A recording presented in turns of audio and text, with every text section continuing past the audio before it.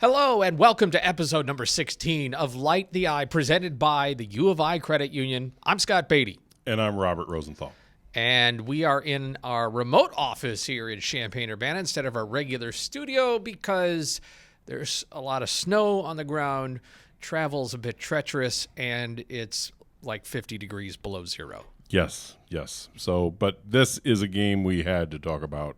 There's no way we couldn't do an episode today because this was one for the record books. Indeed, one for the ages for Illinois basketball as they beat Purdue over the weekend in Mackey. Yeah, you heard that right. They won in Mackey Arena, so we want to dive into that and the implications of the win going forward, plus some of the other items of the week, weekend, that is, for Illinois athletics. So we will get that going, but first, Robert, wait a minute. The Eye is in our studio. The frozen studio. Yeah. So the closed studio. So what do we do? We could still light the eye. We could still. Oh, thankfully there's this screen behind us. Come on. We could still light the eye. We find a way. That's what we do. You just find a way.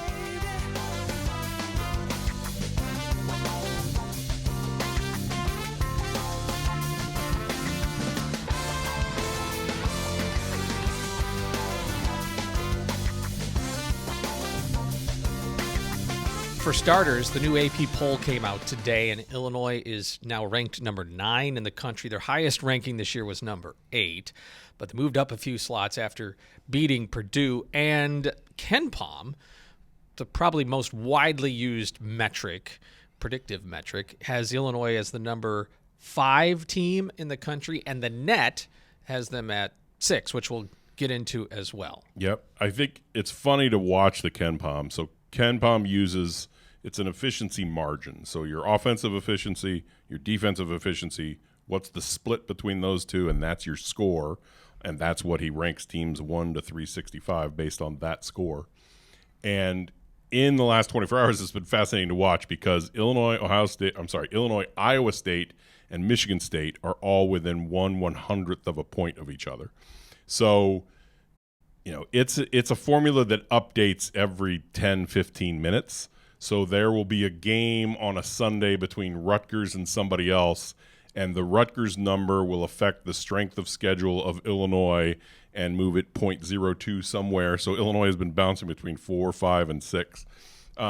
Doesn't matter, obviously, at this time of year, but it's fascinating because these are teams that Illinois is kind of fighting with for seeding spots, fighting with for everything else, and it is that close right now. So it's a fascinating time to look at all these numbers because they have just skyrocketed since December 1st.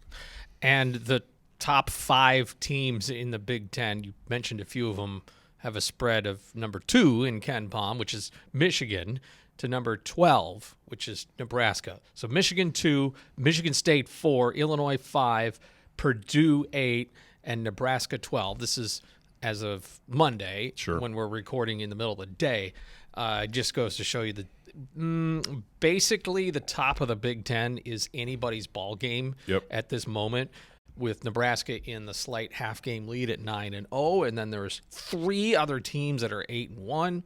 Illinois, Michigan, and Michigan State, and then Purdue's right there at 7-2, and you can't really count out the 6-3 or 5-4. Certainly can't count them out mathematically, but when you look at who are the best teams, it's those 5, and it's going to be fascinating in this race going forward, which we can get into. But I want to first just look back at Saturday and gather our thoughts about Keaton Wagler's 46-point performance on the road in Mackey. Now, your colleague, Tyler Cottingham, I don't know how many games he's seen in his life, but he said it's the greatest individual performance he's seen by an Illini player. And I want to say, okay, but are you sure? I mean, even 2 years ago, Terrence Shannon Jr. 40 in a Big Ten tournament. I mean, Ayo DeSumo had a triple-double? Didn't he have a couple of triple-doubles? 2 triple-doubles, within a short span. And I'm not here to say that wasn't. I'm just saying, are you sure? Because there's been a lot of Brandon Paul, 43 points against Ohio State. Is that the greatest Illinois performance individually? Because recency bias is a thing. Yeah. I just want to mention that, like, Tyler is saying that, and Tyler was a walk-on on the 1989 Final Four. Like, he was seated courtside to watch all the performances from Kendall Gill and Nick Anderson at Indiana and everything else. For him to say, like, that's the best I've ever seen, that's significant. And, yes, I think the biggest difference is on the road at the number 4 team in the country. Doing that, maybe somebody did it at home. Look, it tied Andy Kaufman with 46 points, second only to Dave Downey in Illinois history. Dave Downey had 53 at Indiana back in 1963. So it's now tied for the number 2 performance of all time, at least as far as scoring is concerned. And not to take anything away from Andy Kaufman, but that was against Wisconsin-Milwaukee. And it was in double overtime, so he had 50 minutes to score that many points instead of 40. To do it in a game like this on the road, when the team is keying on you because Kylan Boswell is out, and now you're just the entire focus of everything as far as guards are concerned, and to do that, to score 46 on only 17 shots, it's just incredible. There aren't adjectives that anyone can find to put a frame around this thing. Broke the freshman scoring record for Illinois. When he hit his 8th three-pointer, he broke the freshman three-point record in a game for Illinois and tied the team record. But when he hit his 9th, he set a new team record, and he went 9 of 11 from beyond the arc. He was so efficient in his shots against the number 4 team at their place. It's crazy. How do you put words to that? It's against that. You know, we try to stay on track here, but Yep. Suddenly the eye went away for those of you who are watching on our screen. Uh-huh. So I tried turning my screensaver off. What do you think of it? Is that a picture you've taken? No, this is one of the when they changed Stock? Yes. That's a stock photo. I think we leave it for now and just that, roll with it. And I am going to guess that's Lake Tahoe. Yeah, probably. Could be Crater Lake in Oregon. No, Okay. that's got to be Tahoe. Anyway, the eye Let's is just still, keep going with it. The eye is still lit in our hearts. Yes. Who knows what pops up next? Could be a family photo. We don't know. This is good stuff. It's a snow day. These are snow day things. We'll fix it at the break. Okay. Yep. Anyway, what were we saying that was more important than the screensaver in our background? That Keaton Wagler's performance might be the greatest individual performance by an Illini basketball player of all time. Here's what I love about it, more than just the performance itself. The context of on the road, as you mentioned, against a top 10 team. But this has not been Illinois' MO all year. Mm-hmm. What did we talk about a few episodes? There were 5 starters in double figures, and that's still true with Kylan Boswell, of course, not playing the last few ball games. But this is a balanced scoring attack by Illinois. This was a bit of a one-off where you put it on the shoulders of one guy. But I don't know that it was, here's what we're going to do today, guys. We're just going to, let's see if Keaton can get us 30 or something because we need it. Yep. It's what the game gave him. Yes. And Matt Painter was really good about talking about it afterwards because you heard a lot of Purdue fans were like, well, just stop switching a big man. You know, they would do a ball screen, they'd switch. You know, Braden Smith would be on Keaton. They'd switch. Now it's a big man on Keaton, and then he would do a step back or this and that. And Matt Painter was really good about, like, guys, watch what happened when we didn't. Like, watch the last 4 threes they hit. If we adjust to this, we're giving a big man a wide open 3, and they can hit those. So it's pick your poison with these guys. And so as we saw, you know, at the end of the game, they adjusted a little bit. Well, that was easy. It was a Tommy 3, then it was a Jake 3, then it was a Merck 3, and then it was another Tommy 3 and ball game. So, yeah, it was really impressive to see how the other things kept Purdue from being able to, like, okay, well, now we know what to do. We can shut this guy down.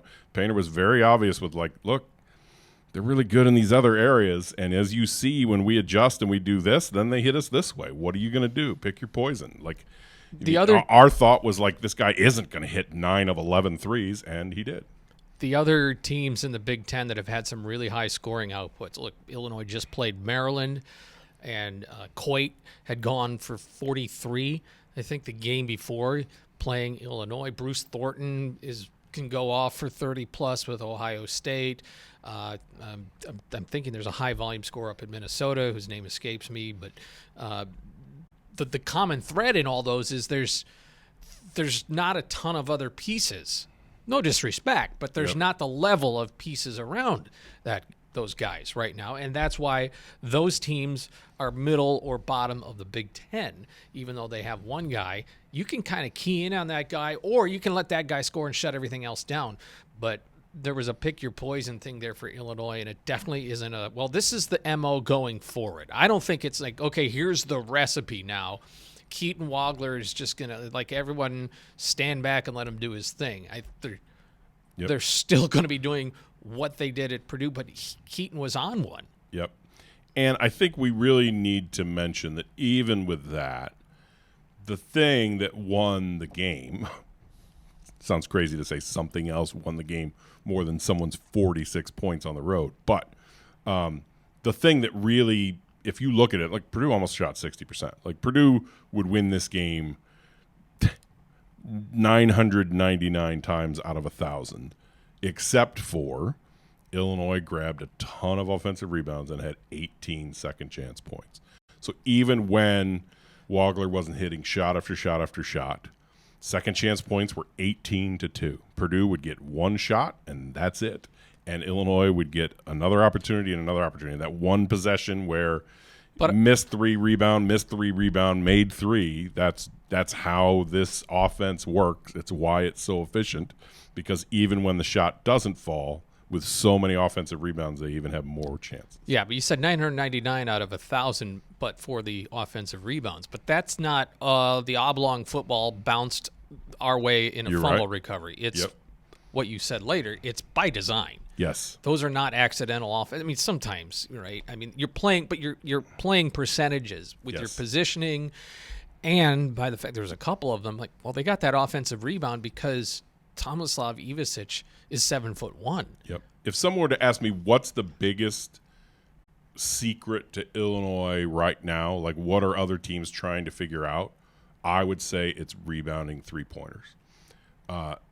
From Ben Hummerkaus to Jake Davis to others, slashing in and knowing where it's going to bounce to on a missed three. They just get so many opportunities off of those missed threes. And that's kind of been the secret sauce so far of, it's like those old Izzo teams that would get a ton of offensive rebounds. Now it's because they had hefty guys clearing out lanes, and those were the barroom brawl days of, Big Ten basketball, let's say 20, 25 years ago. And that was the secret of they would out-muscle you in the lane and get all the rebounds and do this. This is shoot a lot of threes and get really, really good at rebounding threes, and you're going to win a lot of basketball games because you up your possessions over and over and over. So it's a very, very impressive thing and hard to stop. The other thing I loved about this game is, in Lord of the Rings parlance, one doesn't simply walk into Mackey. I was going to give you credit for that because you walked by me on press row immediately after the game, and you said that. And it's the perfect – one does not simply walk into Mackey. It's perfect. First time winning there since, what was it, the 2021 season? I think it was the 2020 season before COVID shut things down. Yeah. Illinois beat Purdue at home to start that 7-game winning streak that got them into the rankings for the first time. And then they played at Purdue after winning 5 in a row and won that one as well.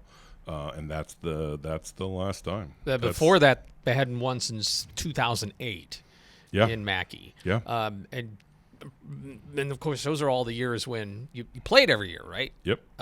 You played them every year. Just the dominance of Purdue at home, and that building is so hard to play in. Yeah, there was that great clip where someone was asking BYU's AJ Devansta about his performance and how he'd scored 40, and they said, I don't know if you know this, but you were part of a historic day for freshmen, the Houston freshman Flemings. He scored, and they told him that Keaton Wagler scored 46 at Purdue, and he paused the interview. He was like, at Purdue? So, like, it's these great, like, everybody knows it's hard to win there. It's very hard to score 20 there. He scored 46 there. It had those fans around the entire arena shaking their heads. Part of a day that is actually pretty historic here. Keaton Wagler at Illinois, 46 at Purdue, and then Kingston Flemings at Purdue. Kingston Flemings dropped 42 at Texas Tech. It might be the first time ever that 3 freshmen have dropped 40-plus on the same day. Did you know about either of those before this game was played? Yeah, we're actually watching Tech versus Houston, so I seen Kingston live when he hit that 42 mark. And I was like, yeah, these freshmen going crazy. Like, I feel like we have a crazy class. I think we have one of the best classes in recent. The other thing I was reminded of is Illinois went to Mackey, and I think it was 21-22 season, and Jaden Ivey went off. Was the Purdue guard, future NBA player, and he kind of took over the game for Purdue. Illinois couldn't stop him. I want to say he had 25-ish points. Your memory would be better on that. I don't remember the exact. I remember the game. I don't remember the total. Okay. Yep. But after the game, Brad Underwood said, yeah, that's what they look like, referring to pros, future pros, going to be in the NBA, could be a lottery pick kind of thing. I wonder if Matt Painter was going, that's what they look like, guys. Yep. Not that Purdue doesn't have outstanding players. Trey Kaufman-Renn, Braden Smith, All-American type players.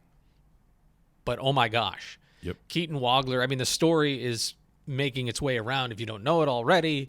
Severely under-recruited, didn't play on a high-profile shoe circuit in his AAU days, but won big at his high school in Kansas City area, Shawnee, but had other good players around him there.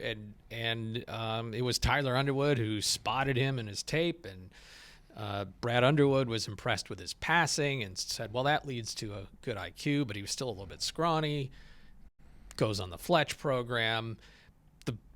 Again, one doesn't just simply walk into Mackey. One doesn't simply walk into Mackey at 18 years old and appear to be unfazed. And that's what this guy has yet to blink. Yep. Frankly, the team has yet to blink. I know they laid an egg against UConn. UConn's really good at Madison Square Garden. But they've changed things up since then. They've put Wagler as a point guard. And that just I was a little okay, to be honest. Illinois won all their road games so far. But where have those road games been? Right. The hardest one was Iowa. That got loud and that game got tight. But they rose to the occasion there. But, okay, this is Mackey. Yep. And you're missing your senior leader in Kylan Boswell. Yep. The other thing, I think we talked about it, this was a comeback game. Yeah. Albeit in the first half, but Illinois finally had the let's come back. Yep. Down 11. It's their biggest deficit this year to come back and win. The previous was 7 points against Texas Tech, and that was at home. Now, it's different than you're down 11 with 4 minutes to go. Sure. You've got time, but I just saw a mental side of Illinois that took another step. And I think it could do a lot for them going forward. And 9 in a row, the most in the Brad Underwood era, the most since, was it the 12-13 season? Yeah, I think that's right.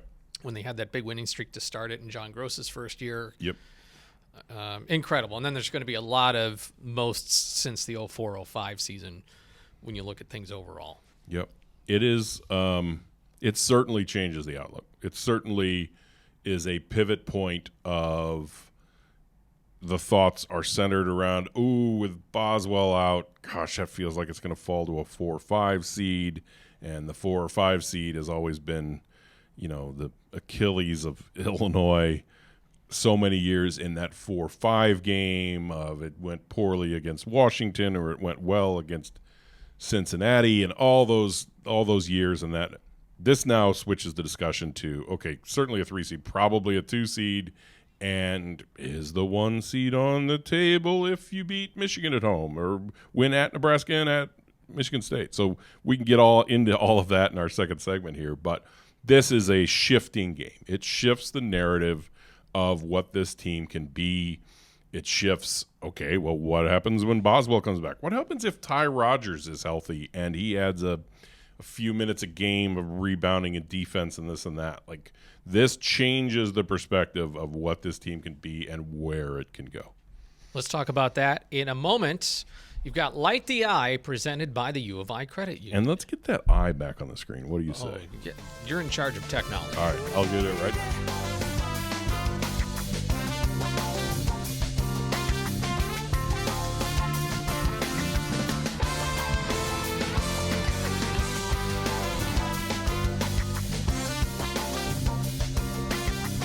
So with Illinois' win at Purdue on Saturday, the Illini are now 17-3 overall. They've won 9 straight. Ken Pom has them at number 5, and the net ranking is at number 6, which is also, I looked at Joe Lunardi's. There's more than one bracketologist out there, but Joe Lunardi's usually pretty on point, and most fans are familiar, but it's important to say that any bracketologist who is projecting seeds is saying this is what we predict the committee will place these teams if the season was to end right now. Yes. What it is not is what I think should be. Yep. In an opinion, say it's more. This is what I forecast the seed will be based on what the committee will do, not what an individual thinks Illinois should do. Now, there's some people that put out that this is how I would seed them, but what I'm referring to is how people who are as expert as they can be on it think the committee will do come Selection Sunday, which there's a lot of basketball games. Sure. Remember, Thursday night against Washington. By the way, thank you, Keaton Wagler. Yes. Speaking of that, Thursday is my birthday. Oh, excellent. And I'll be 46. So I feel like Keaton Wagler got me a gift a few days early with 46 points in a game. That's really good. Yeah, it's very kind of him. You're very nice of him. Most kids these days wouldn't even send you a text. Mm-hmm. Were you thinking that when that last free throw took him to 46? No, it only came to me yesterday. Got it. Probably a good thing. Otherwise, I would have put it on social media and people like, don't. Yes. Stop that. The moment is not about you. No, it's not. Which is why I'm doing that right now to make this about me. Yes, absolutely. Anyway, Joe Lunardi has Illinois as a 2 seed and the 6th overall in the country right now. A long way to go. Yes, it's hard to, some of these when those bracketologists are projecting. Let's just use Michigan, for example. Michigan has those non-conference wins in that tournament over like Gonzaga and San Diego State. I can't remember who the other one was. They were blowing out good teams, and they shot to the top of everyone's chart. Since then, they haven't had opportunities yet. They will. They have road trips coming up, and I think they go to Michigan State soon, and they have a lot of games coming up where they will be tested. But if you look at Michigan's current resume, Monday mornings I put out the net team sheet, the sheet that the committee looks at to say, oh, okay, let's compare this one next to this one, and they have this and they have that. They split games into quad 1, quad 2, quad 3, quad 4, just to see are you a team like St. Louis Billikens, only have 1 loss, but they've only played 2 quad 1 games, and they're really on the low end of quad 1. They just, that's most good teams would be 17-1 against that schedule. You compare that to somebody who's played an incredibly difficult schedule like Florida, and how do you balance that? When you look at Michigan's right now, they only have one what's called a quad 1A game, which is quad 1 brackets the games into if you beat a team at home that is in the top 30 of the net, you beat a team on a neutral site that's in the top 50, or you beat a team on the road that's in the top 75, that's called a quad 1 game. And then on those sheets that they give the committee, they split it in quad 1A and quad 1B, just to be able to visually, graphically see, oh, wow, they beat a lot of teams at the top of quad 1. That's very impressive. Wouldn't that just be an 8th? Yes. Half of quad 1 would just be the top 8th? Yes, the word quad in there, yes, is a bit deceiving. It's excellent math there. Your math is mathing very well. But if you look, They're an 8th-1 team. yes. So Quad 1A and Quad 1B, Michigan only has one Quad 1A game so far. Not their fault. They're going to have a lot coming up. They've beaten some good teams, but most of them are in Quad 1B. And Illinois has 7 of those games so far and is 4-3. So in that sense, right now, Yeah. Oh, so overall, Illinois is 6-3 in Quad 1s. yes, but 4-3 in Quad 1A, Yeah. and then 2-0 in Quad 1B. Illinois has played 7 of those top end of Quad 1 games so far, just because of how the schedule was laid out. And Nebraska, I think, has played 3. Michigan State has played 4. Michigan has played 1. Illinois has played 7. So that says Illinois has played the tougher end of their schedule. Michigan will have opportunities later, and those bracketologists are assuming that Michigan, at the level they play at, is going to win those games. But my whole point here is that Illinois has 4 Quad 1A wins so far. We don't know how those teams will do. Purdue could go on a 9-game losing streak or something, and then suddenly it's a Quad 2 win, and later on we're like, oh, that wasn't as good of a shot. But at the moment, it's a really good resume. It's hard to put Illinois any lower than what you said Lenardi did at the 6th best team, which would be the 2nd 2 seed. Okay, let's say they stay there as a 2 seed. Yes. Come Selection Sunday. By the way, what did you mean when you said Illinois has gotten the hard part of their schedule done? Because the rest of the way, Illinois has Quad 1 or 2 games, except for the final 2, as things stand right now. Like you said, your net changes to the quad, but the final 2 games of the year, home against Oregon, and then the finale on the road against Maryland. Those are Quad 3 games, but everything else is 1 and 2. Yep. You're going to go to Nebraska. Yep. You're going to go to Michigan State in the coming weeks, and then, of course, the game against Michigan at home. Those are the 3 biggest games remaining. So Yes. I don't know exactly what you meant by the schedule. The hard part's done. If we then add those 3 games to the 10 that will likely be Quad 1A games, Illinois has played 7 of the 10 so far. Michigan will probably end up with 8, and they've played 1 of those 8 so far. Or maybe they only end up with 6 or something like that. Yeah. So, I just wanted to make sure you weren't saying, well, the whole hard part is over. No. Illinois' season will be defined by the 3 games you mentioned. At Nebraska on Sunday, at Michigan State the following Saturday, and then or Michigan coming to Champaign on February 27th.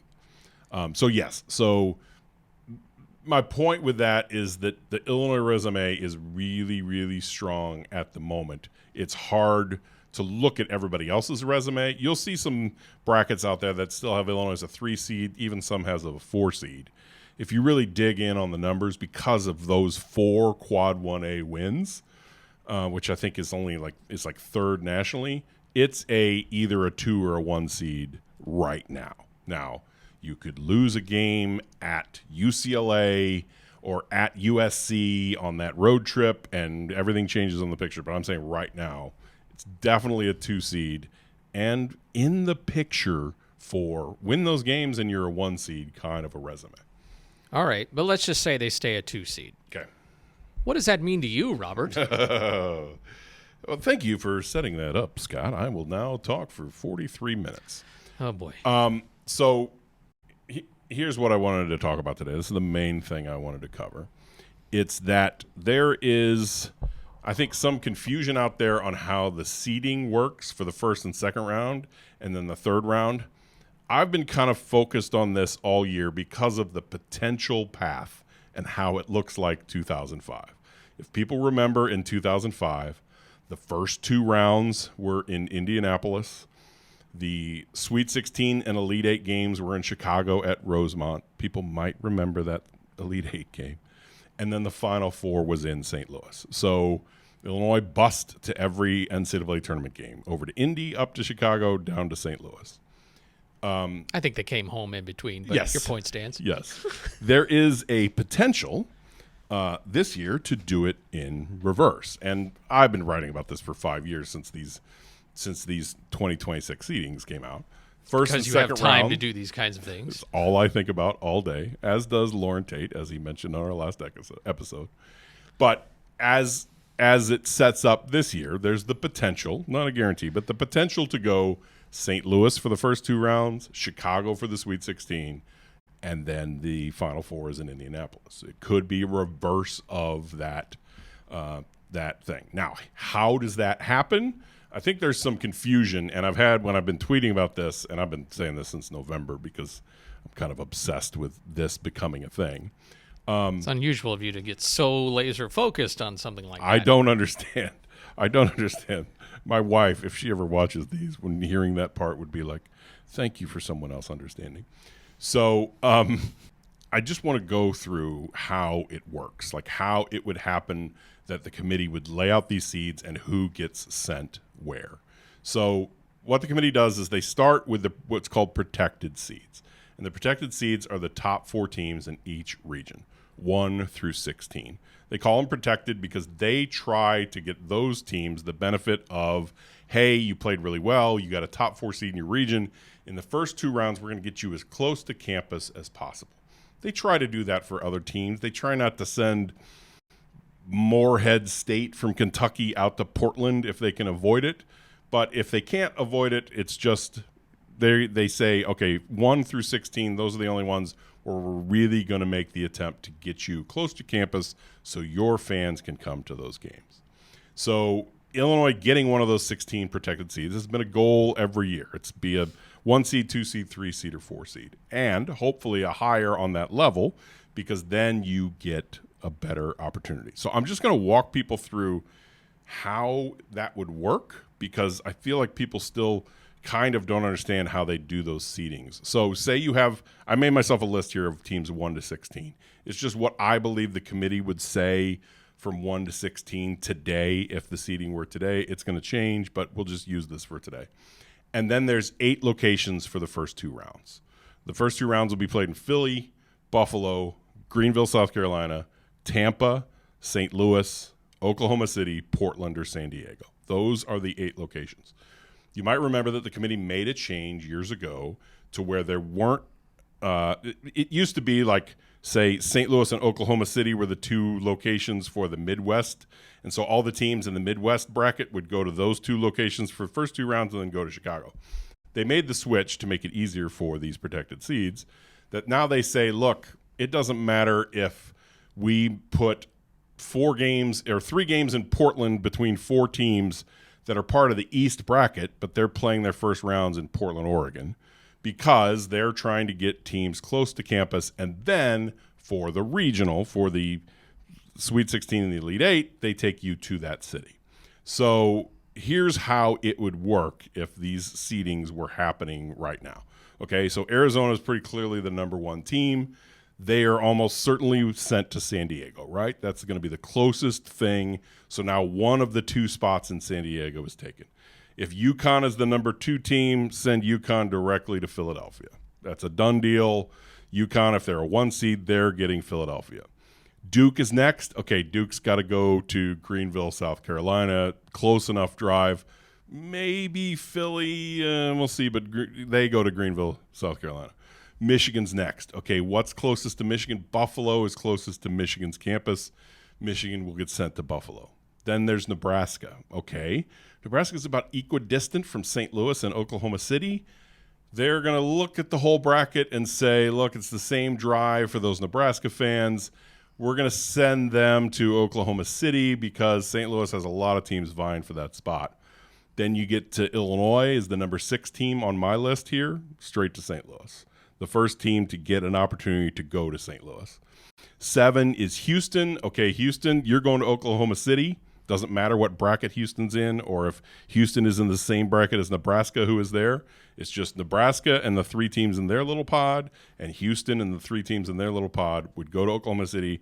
Now, Oklahoma City is shut down. No other teams are going to go there. If that was the closest for BYU, who we'll get to later, if that was the closest for Texas Tech, tough luck. Sorry, that site is now closed. I have Iowa State 8 on my list, and they go to St. Louis, and now St. Louis is shut down. Okay? So now you get to see how this is happening for protected seeds. I have Purdue number 9 on my list. Purdue had their eyes on St. Louis, closest to their campus, closest to the Illinois campus as well. But St. Louis just got Illinois and then Iowa State, and there's no more spots. So now the committee's got to say, okay, Are we sending Purdue to Buffalo? Are we sending them to Philly? Where are they going? Then Michigan State's next on that list. Well, okay. Well, maybe we'll send Purdue down to Greenville, or maybe we'll send them over to – let's put Purdue in Philly, because then number 10 is Michigan State. We'll send them with Michigan over to Buffalo. 11 is Gonzaga. They can go to Portland, but 12 is Vandy. Okay, Vandy's going to go to Greenville instead of St. Louis.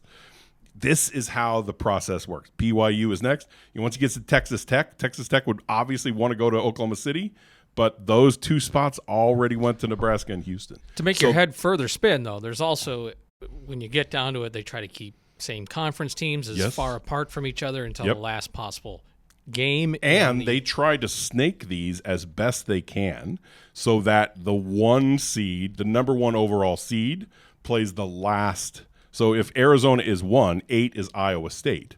So they try to do their best to pair Arizona with Iowa State, to pair UConn with Houston, so that it's like the best 1 seed isn't playing the best 2 seed. Now, that doesn't matter until the Sweet 16, and I'll get to that in a second. But that's how these processes work for getting those sites. So to get to St. Louis, and this is what I've been writing about and tweeting about all season, it's really, in my estimation, this fight between Purdue, Illinois, and Iowa State. Whoever is number 3 on the list of those 3 teams on the seeding list is getting sent somewhere else, can't go to St. Louis. So it's going to be this season-long thing. That's why this game was massive for that, because it jumps Illinois above Purdue to get games close to campus and to get 15,000 Illini fans would show up for a first and second round in St. Louis, versus if they get sent to Philly, it's going to be 3,000, something like that. So it's a big deal. So that is the first and second round. That's how that works. It doesn't matter what region. It doesn't matter any of that other stuff. That's how the first and second rounds are laid out, and the way that the committee will do this. So the job for Illinois, now that Illinois is 6 on these lists and most likely on everybody's list ahead of Iowa State and ahead of Purdue, is to stay ahead of them if they want to go to St. Louis. To zoom out, the difference between 04-05, certainly, and the difference between this current team and 2 years ago in the Elite Eight run is this, I don't want to say came out of nowhere, because everybody looked at Illinois' roster and said talented, but you're putting together a lot of new pieces. Yep. Again, I feel like I should always say the caveat is you're 9 out of 20 games complete, right? Yep, 9 out of 20 games complete in the Big Ten schedule. More than halfway done with the whole season, the regular season, but you're not yet done with half your Big Ten schedule. That being said, you can look at this team and go, coming into the season, well, based on history and the talent that's there and the returning pieces and just what we know, Sweet 16 seems a reasonable expectation sort of floor. We all know the tournament's weird. Things can happen, but just when you say, can this team be one of the 16 left in March? Oh, probably. I would have put that in my head. Like, is this a reasonable target? Even though going with everything new, maybe this is a team that's fighting for 500 in the Big Ten.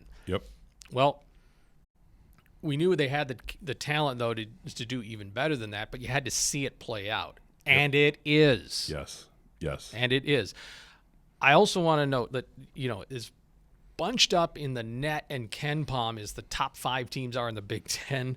There is, what do we got here? 1, 2, 3 teams that are sub 100 in KenPom. Oregon is at 91 and Minnesota is at 84. So the bottom 5 teams in the Big Ten are not good. Yeah. It's a very interesting, all that to say, I'm just saying, 9 wins in a row is 9 wins in a row. I'm just wanting to make sure that the gap between top and bottom in the Big Ten is pretty wide this year. And there's the gap between the top tier and the second tier. If you look at some of these lists, you'll see Illinois, Nebraska, Michigan, Michigan State, and Purdue all listed as 1 seed, 2 seed, or 3 seed. And then you'll see Iowa and Ohio State listed as 9 seeds on some brackets. There's a huge And Iowa's a gap there. decent team. Yes. And so is UCLA and Wisconsin. I mean, Right. they're all going to be fine. But So you've Iowa's got the this next bunch at the top. You've got your, like you just mentioned, UCLA, Wisconsin, Iowa, Ohio State. All those teams should be in the tournament, but better not lose some games they shouldn't, and this and that. And then you have some truly awful teams like Maryland and like Rutgers that are probably looking at 2-18 as their conference record or something like that. So yeah, 3 Big Tens this year. I do want to mention, since I said I'll get to it in a second, I do want to mention the way that seeding is different for the Sweet 16. So everybody has their eyes on Chicago, right? The only way to assure Chicago is to be at least the number 3 overall team, because otherwise you're getting thrown into the mixer there. So, say Illinois does end up a 1 seed. Say they do win at Nebraska or at Michigan State or beat, whatever. Say they finish 17-3 in the Big Ten and they end up as a 1 seed. They need to be the 3rd 1 seed. They at least need to be ahead of Michigan there, because they seed those regionals the same way as, okay, we will give Arizona the West and we will give UConn the East, and we will give, say Illinois is next. Well, we'll give Illinois the Midwest, and that sends Duke to the South and that type of thing. So, if Illinois wants to get Chicago and assure that they will be in Chicago, it's not so much this protected seed process as it is the only real ones that get guaranteed those spots are those. So, say it was Arizona, UConn, Michigan, Illinois were the 4-1 seeds. Just say that's the response. Well, Michigan would then get Midwest if they were 3, and Illinois gets sent to the South, wherever that Sweet 16 is. Just you're still a 1 seed, but you got to be higher on the 1 seed list if you want to pick your spot. Michigan gets to be closer to campus, and Illinois gets sent south. So that's a totally different – that's kind of more of a crapshoot to get Chicago, because then say Illinois is a 2 seed, it's then the pairings of who they're trying to pair in each bracket. And if they want to pair Illinois opposite of Duke as the number 3 overall team and the number 6 overall team, then Illinois is going wherever Duke is placed into the Sweet 16 and Elite 8 location. So St. Louis, my whole point here is St. Louis is very possible. Illinois is ahead of Purdue and Ohio State or Iowa State right now. Very possible to get that seeding. To get Chicago, which everybody would love for the Sweet 16, the only way to guarantee is to be at least the number 3 overall 1 seed, or be ahead of anybody else in the Midwest that could possibly snatch up that spot. Would there be anything more, Robert, if that all happened? I would charter buses. If we had the reverse 2005 path, I don't know what I would do with myself. This would be, look, these seedings came out 3, 4, 5 years ago, and I pointed it out back then of everybody, I don't know what our team will be like in 2026, but look at this. There's a possible path of St. Louis, then Chicago, then Indy. So you said from our last episode that Lauren Tate thinks about these things. What you meant was Lauren Tate thinks about Illini stuff and sports a lot all the time. And he is not looking at the projected path 5 years from now. Well, and that's not because he's 94. I'm just saying there's a distinction there. There's a 1A and a 1B. I cannot help it if I filter every single thing through the fan experience, and the fan experience here could be 2005, if the season goes top end. Again, a lot of games left to play. This could be all moot by the end, and Illinois ends up as a 3 seed and gets sent to Oklahoma City or whatever. All that could change. But as it stands right now with this win, everything is in front of Illinois to control the destiny. Okay. A couple of other items we want to mention. Super Bowl is coming up, and there will be 3 former Illini on the roster for the 2 teams. One will be a regular player, of course, Devin Witherspoon with the Seahawks, will represent there for the NFC. And then the New England Patriots both have Verdarian Lowe. Is he a regular player? He's rotational. Yeah, he's but he's not a starter. Rotational lineman. And Tommy DeVito is on the roster QB. too. So. Yep. So pretty doubtful that Tommy DeVito will be playing in the Super Bowl. That means things have probably not gone well for New England. But in my mind, obviously, 2 New England quarterbacks get injured. Tommy comes in, and the final play of the game is Tommy versus Spoon on a goal line pass. That's just the way my brain works. That's the way I picture things happening in all of time. What happened to Robert's head? Well, it just exploded. It just exploded. You're just walking around with a neck. Yes. Actually, I don't really have a neck, so you're just walking around with shoulders. Yes, that's right. Illinois women lost on the road to Nebraska on Sunday, 81-75. For a good portion of the game, it was not that close. They continue to be without Gretchen Dolan, who at last check was still day to day. The Illini are now 5-4 in Big Ten play. They are home against the number 3 team in the country. That was the number 3 team before the new rankings come out, UCLA. UCLA has won 13 in a row. Wow. With Lauren Betts, of course, one of the stars of the game, 16 points per game and 8 rebounds. So the Illini in a tough stretch with the ranked teams all over. Then they're going to the Northwest at Washington and at Oregon. Washington is number 25 in the last rankings. Mm-hmm. So that will not be easy on the road. But there is going to be more wins there for the Illini in the Big Ten. And hopefully they get Gretchen Dolan back as soon as possible. Illinois track, go check out. They are setting all kinds of new program records. We call that the Light the Eye bump after Petros Kipriano was on our program a couple of weeks ago. I'm being told he was also on other programs. Okay. Sorry, I guess it had nothing to do with us. It might be more on the talent. You have a producer in your ear? That's weird. You don't get me the producer in your ear. I have a judge and jury in there, too. It's kind of weird. And Illinois wrestling got a ranked win, too, in their meets. And won't be long before yours truly is on the road with Illinois baseball. They get going in a few weeks. Just had the hot stove banquet on Saturday night. So that was a good day for me. Went to Purdue, engineered the game there, did the pregame show, and then scurried back through the snow to the hot stove banquet. And that's always like the meet the team kind of event. There's a lot of community folks that are there. This year's keynote speaker was Fergie Jenkins. So I had a good Saturday. Excellent. How? Where's your first trip to? Are they going to the coastal Carolina thing again? That's the second weekend. We're going to Tampa to play South Florida. Interesting. The Bulls, a 3-game series. Okay. So that's whatever Valentine's weekend is. Really? Yeah. That close? I can't think of the... Yeah, I think the 15th is this...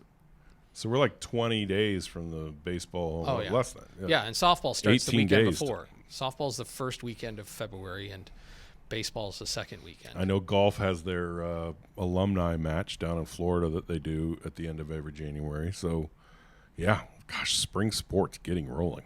It's going to be weird. There's going to be a lot going on. Yep. All right. Next time we hope to, next time you'll be on location. I'll be in Idaho. Yeah. So we'll have some sort of hookup set for a new edition of Light the Eye. I'll just warn you here. So what's going on out there is that my son and my daughter-in-law have like a trip. He has like a work trip to a conference in Scottsdale. So they're going to go find the warmth, and my wife and I are watching the grandkids. So this is going to be straight up like watch the kids, mom and dad aren't there kind of a thing. So I am looking forward to this. Now, when we're recording, there might be a little 3-year-old girl wandering in asking questions. I might have to put her on the pod, but we'll see. But yes, I'm going to, for those who know my story, when my wife and I got married, our boys were 9, 11, and 13.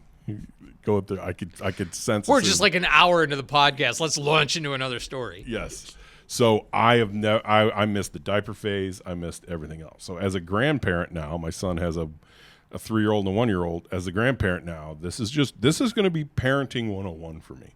I've never done these days. This will be the first time we've had the kids for like 4 days with no one else around. So I will have stories. Like I missed the diaper phase before. I'm about to come back with stories. Stay tuned next time when we talk diapers. Stay tuned when a 53-year-old guy changes his first ever diaper. Thanks so much for being along. Thanks to our presenting sponsor, the U of I Credit Union. We will talk diapers and the Illini next time when we light the eye. We should probably unlight. It stayed on this time.